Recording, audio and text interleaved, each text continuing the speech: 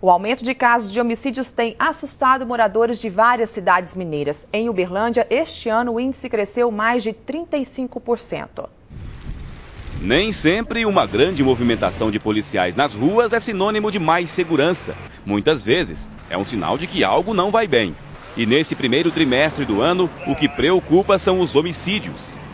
De janeiro até agora, em Uberlândia, foram registrados 33 assassinatos, 37,5% a mais que em 2008, quando 24 pessoas foram mortas.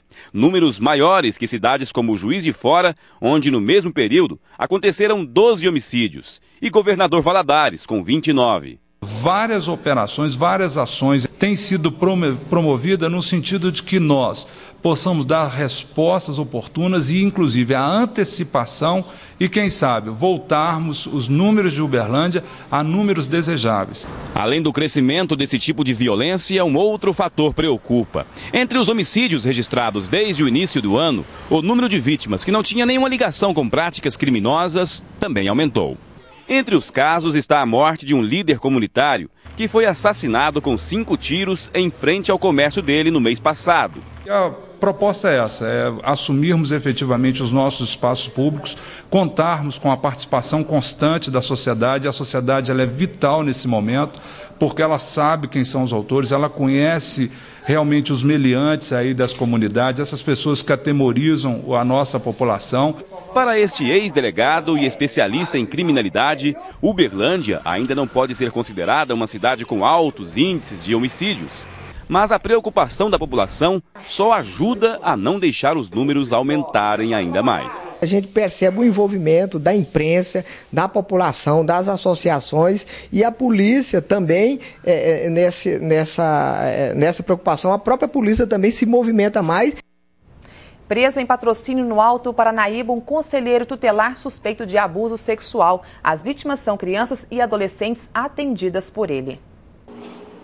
O conselheiro tutelar Marcos José da Silva, de 33 anos, está preso na cadeia pública de Patrocínio, suspeito de abuso sexual de menores que viviam em situação de risco e recebiam assistência do órgão. A denúncia contra o conselheiro tutelar foi feita em junho do ano passado pela mãe de uma das vítimas, a Comissão de Direitos Humanos da Assembleia Legislativa de Minas Gerais, que encaminhou o caso ao Ministério Público Estadual e à Polícia Civil, que passou a investigar o acusado. Pelo menos 6 menores confirmaram em depoimento a denúncia. Indignada, a mãe de uma das vítimas lembra como Marcos agia. Pegava os adolescentes, entre 6 e 7 adolescentes, e levava para a casa dele, drogava os adolescentes, dava bebida alcoólica e depois disso mantinha relações sexuais com eles. Ele é uma pessoa que tinha obrigação de proteger o meu filho. A presidente do Conselho Municipal dos Direitos da Criança e do Adolescente em Patrocínio diz que, quando foi informada do crime, afastou o conselheiro do cargo. Todas as providências que eram, dependiam do Conselho Municipal dos Direitos foram tomadas e encaminhadas ao Ministério Público, para que a Justiça pudesse tomar as providências que cabem a eles. Nem o Ministério Público Estadual nem a Polícia Civil comentaram o caso, que tramita em segredo de justiça. O cargo de conselheiro é preenchido por meio de votação popular e tem duração de 3 anos. Marcos estava terminando o 2º mandato. O envolvimento dele nesse tipo de crime foi uma surpresa para os colegas de trabalho. Para nós foi chocante, nós ficamos um pouco confusos, conseguimos até aqui levar o Conselho Tutelar numa postura de ética, profissionalismo, acima de tudo, defendendo e zelando pelos direitos da criança e adolescente do nosso município. Nossa produção tentou localizar o advogado de Marcos José da Silva para falar sobre o assunto, mas ele não foi encontrado. O verão está chegando ao fim. O outono começa amanhã às 8h44. Vamos saber agora como foi a estação mais quente do ano e o que os mineiros podem esperar do outono. As informações com a repórter Fernanda Vieira. Boa noite, Fernanda. Boa noite, Patrícia. O verão foi quente, com muita chuva em várias regiões mineiras. Em Belo Horizonte, choveu 48% mais do que a média histórica. Já na zona da mata, o volume ficou 70% maior.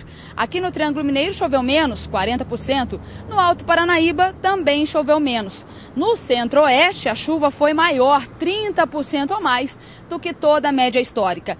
E a Coordenadoria de Defesa Civil aqui municipal de Uberlândia alerta para chuva forte esta noite, com raios e também rajadas de vento. O pedido é para que as pessoas não passem perto de áreas de risco, aquelas áreas onde possam ocorrer os alagamentos. O outono vai até o início de junho e a previsão dos meteorologistas é também de um outono quente, temperaturas elevadas, acima da média. Quem vai explicar melhor para a gente é o meteorologista Rui Brandos Reis. O outono vai ser marcado no Triângulo por temperaturas entre 1 e 2 graus acima da média histórica, baixa umidade relativa do ar e vamos dizer, a possibilidade de chuva é muito pequena. As condições vão estar muito favoráveis à formação e propagação de foco de incêndio. Veja agora a previsão do tempo para amanhã em Minas. O tempo ficará parcialmente nublado com pancadas de chuva no Triângulo Leste e Zona da Mata. No restante do estado, sol com possibilidade de chuva rápida e isolada. Veja como deve ficar a temperatura em algumas cidades. Em Uberlândia, máxima de 29 graus, 28 graus em Araxá. Em Iraí de Minas e Douradoquara, 27. E Nova Serrana, 28 graus. Quem precisa renovar ou tirar a carteira de habilitação tem enfrentado problemas. Há 20 dias, o sistema de habilitação foi unificado em todo o país. Mas o Detran, em Minas, ainda não conseguiu concluir a mudança. A carteira de motorista venceu em janeiro. Dentro do prazo, Leonardo cumpriu as exigências. Frequentou autoescola e fez exames médicos, mas o novo documento não chegou. Era para eu ter pego a carteira no máximo dia 5. Hoje é 19 e eu estou dirigindo sem carteira. 8 mil motoristas, segundo o Detran, estão na mesma situação no estado. É que o sistema que reúne informações dos condutores passou por mudanças. Agora tem mais detalhes sobre cada um que dirige. Só que essa novidade não vem funcionando bem. Desde fevereiro, pedidos de novas carteiras não vêm sendo liberados. A expectativa do chefe da divisão de habilitação é que na próxima semana a situação esteja regularizada. Enquanto isso, quem for flagrado dirigindo sem o documento só tem um caminho. Quem for multado deverá impetrar recurso no Jari Detran. E a Jari Detran, como é do nosso órgão Detran, já sabe dos problemas de emissão de carteira. Cada caso vai ser analisado com bastante critério. Eu estou certo e o sistema nos desenrola e eu estou correndo o risco de, além de pagar, pegar os 5 pontos na carteira. Segundo o Denatran, órgão responsável pelo Sistema Nacional de Habilitação, todos os Detrans tiveram acesso às mudanças há 5 meses, tempo considerado suficiente para adaptar as bases de dados em cada estado. Um exame de DNA confirmou hoje um caso de incesto em Uberlândia. Uma adolescente de 15 anos teve um filho do próprio pai. Há suspeitas de que a vítima era abusada desde os 13. De acordo com a polícia, a mãe da adolescente só ficou sabendo da história quando a jovem confidenciou o caso a uma amiga. O autor do crime está preso à disposição da justiça. Uma moradora de rua foi queimada hoje no centro de Uberlândia. As notícias do estado em 1 minuto. De acordo com testemunhas, após uma discussão, um homem que pertencia ao mesmo grupo dela jogou álcool e ateou fogo. A vítima teve várias queimaduras pelo corpo. Ela foi encaminhada para o pronto-socorro da Universidade Federal de Uberlândia e, segundo os médicos, não corre risco de morte. O autor foi preso em flagrante. Trânsito lento e tumultuado na MG 050 em Divinópolis. Com a construção de uma trincheira, apenas 2 pistas estão livres para o tráfego. No meio da rodovia foi aberto um buraco de 20 metros de profundidade. Há terra nos acostamentos. A obra está orçada em mais de 6 milhões de reais e deve ser concluída no fim do ano. Mas até lá, os motoristas precisam ter paciência. Um gambá virou atração hoje em Uberaba. O bicho subiu em um poste de energia. A polícia ambiental foi acionada, mas foi preciso interferência da CEMIG. A eletricidade do local teve que ser desligada. Assustado, o gambá escapou e entrou em uma casa. Depois de muito trabalho, foi capturado. A crise financeira fez aumentar o número de pessoas inadimplentes com bancos, administradoras de cartões e financeiras. Mas a economia não produz apenas notícias ruins em períodos turbulentos. No mês passado, o volume de cheques compensados cresceu no país. E os mineiros estão entre os bons pagadores.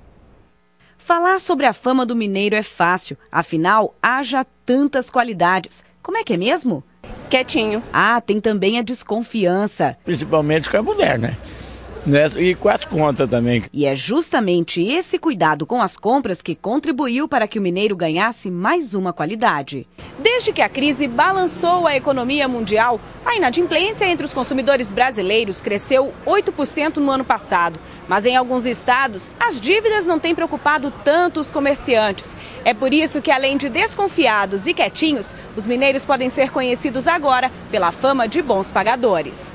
Pelo menos quando o assunto é pagamento em cheques. É o que diz uma pesquisa da Telecheque, órgão ligado ao Serasa. Do total de folhas emitidas no mês passado, 97,87% foram compensadas, ou seja, tinham fundos. O estado só perdeu para Paraíba, Goiás e Alagoas, onde o povo tem honrado ainda mais as dívidas. Para o vice-presidente da Câmara dos Dirigentes Lojistas de Uberaba, reflexo de que o consumidor está mais maduro. No todo, nós temos hoje um Brasil, um consumidor mais maduro, mais amadurecido, mais consciente no uso do talão de cheque. Bom para Março, que agora vende no cheque sem tantas preocupações. Um cheque aí predatado, que vence na tal data que o cheque chega lá e você recebe, é uma beleza.